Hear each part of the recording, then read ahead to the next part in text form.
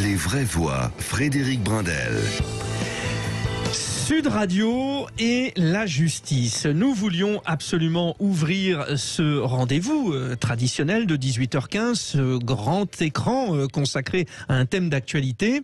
J'ai lu, comme peut-être beaucoup d'entre vous, dans l'Obs, une information qui fait état de la chancellerie, donc comprenez le ministère de la Justice, qui a un certain pouvoir sur la possibilité de désigner certains candidats dans la magistrature. Vous connaissez le principe, il y a une totale indépendance de la justice par rapport au pouvoir exécutif, sauf que, et là c'est une information du Monde, la candidature de Serge Tournaire a été retoquée par le ministère et il est noté que ce Serge Tournaire a été très fréquemment l'un des pourfendeurs de Nicolas Sarkozy.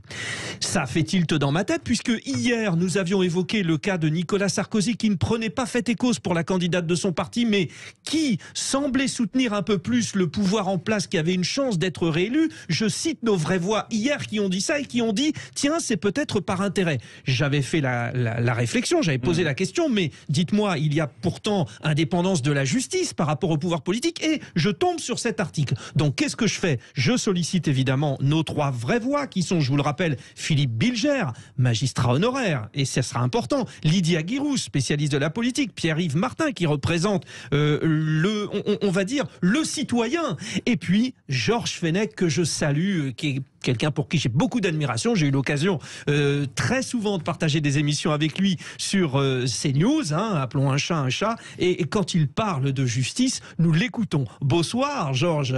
Merci pour ces éloges. Bonsoir. Bonsoir Georges. Bonsoir Lydia, bonsoir Philippe. Alors, Georges Fenech, que se passe-t-il? Parce que il y a cette nouvelle plainte de l'Union syndicale des magistrats donc à l'encontre du ministre de la Justice, Éric Dupond-Moretti. Est-ce que vous sentez cette crainte monter chez les magistrats? Non seulement je la sens, mais je la comprends et d'une certaine manière, je la partage. La magistrature française n'est toujours pas indépendante. Comment voulez-vous prétendre que la justice est indépendante quand une grande partie du corps des magistrats, que représentent les procureurs, sont toujours soumis au garde des Sceaux et que leur carrière dépend du pouvoir exécutif? Tant qu'on n'aura pas renforcé le statut et coupé, je dis bien coupé, le cordon ombilical entre les procureurs et le ministre de la Justice, on aura toujours ce soupçon d'atteinte à l'indépendance par le biais des nominations. Voilà ce que je pense.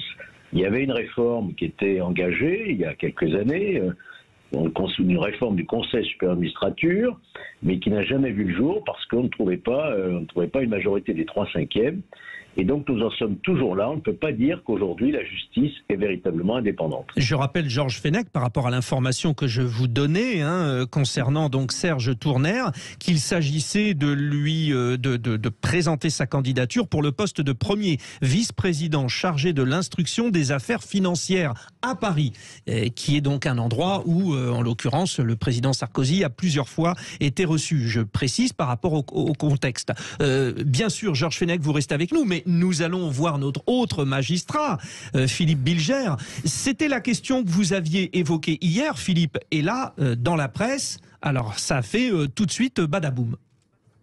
Alors, j'aurais une vision, comme d'habitude, plus brutale que celle de Georges Fenech. C'est-à-dire que la question de Sud Radio renvoie très précisément à la différence du rapport des présidents avec la justice.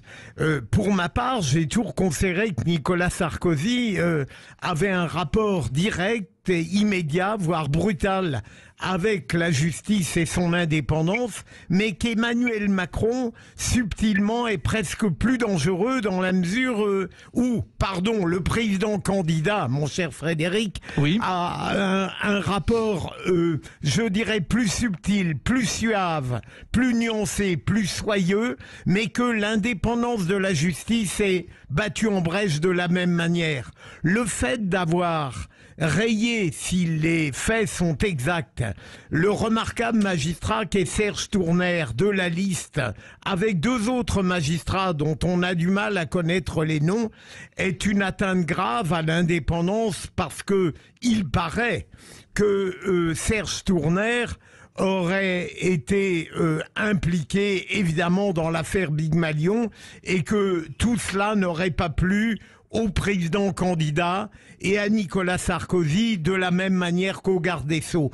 Tout cela est tout de même très préoccupant pour la justice au quotidien et pour les personnalités qui la dirigent d'une certaine manière. Georges Fenech, je me fais le porte-voix du citoyen. Il y a effectivement cette notion de pouvoir politique par rapport à la magistrature, mais il y a aussi de temps en temps la volonté de défiance d'une certaine partie de la magistrature qui s'est un peu politisée et qui fait aussi de la contre-politique. Est-ce que la question que je me pose est logique, Georges Fenech ?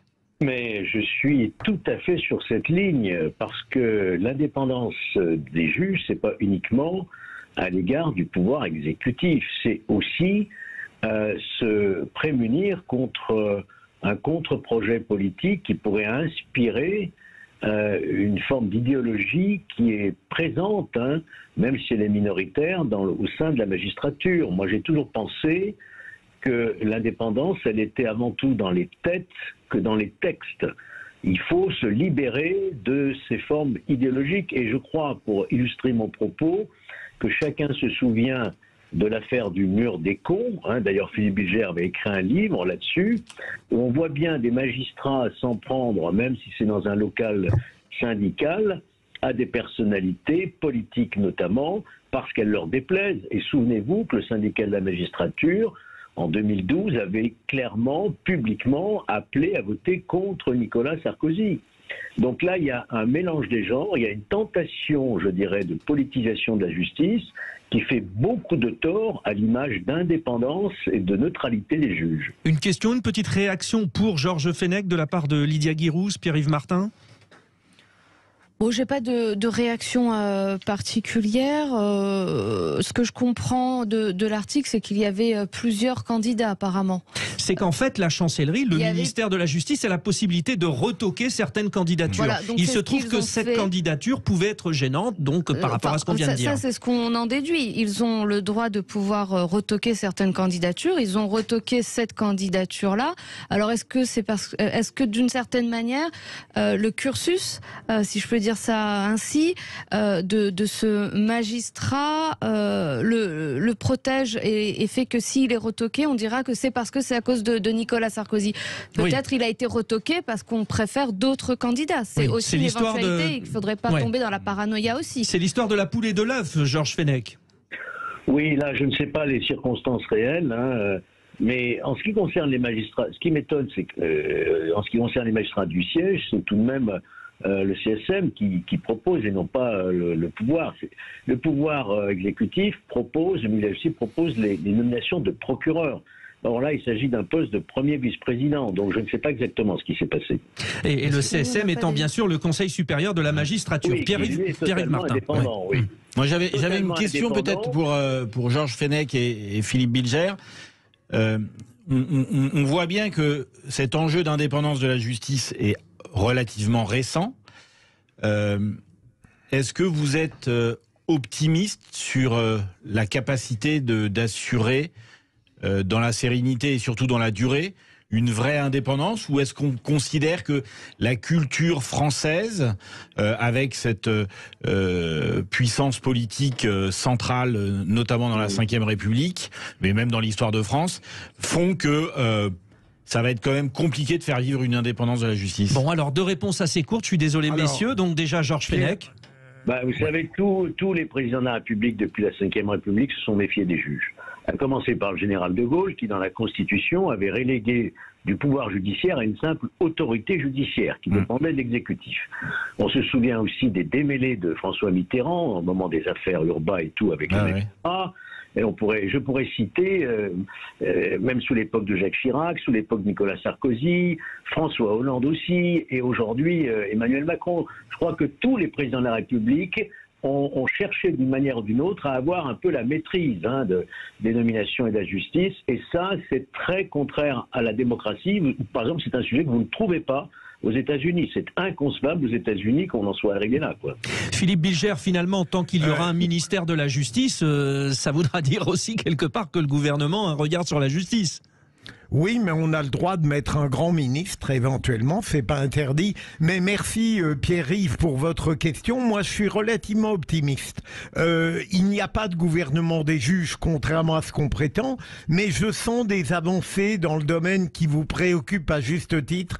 Il me semble que malgré des transgressions, notamment celles dont on a parlé, l'indépendance de la justice s'installe de plus en plus comme une exigence. Alors c'est lent, c'est difficile, c'est douloureux, mais c'est pas désespéré. Ah, super alors. Merci Georges Fenech d'avoir été notre invité, ancien député, ancien magistrat. À très bientôt, j'espère. Au revoir Georges Fenech. Au revoir. Et vous serez toujours le bienvenu sur Sud Radio, où nous continuons, puisque dans un instant, ce sera le débat de 18h30. La négociation est-elle possible avec Vladimir Poutine? Vous, auditeurs de Sud Radio, vous êtes invités à donner votre avis, compte Twitter, compte Facebook. À tout de suite.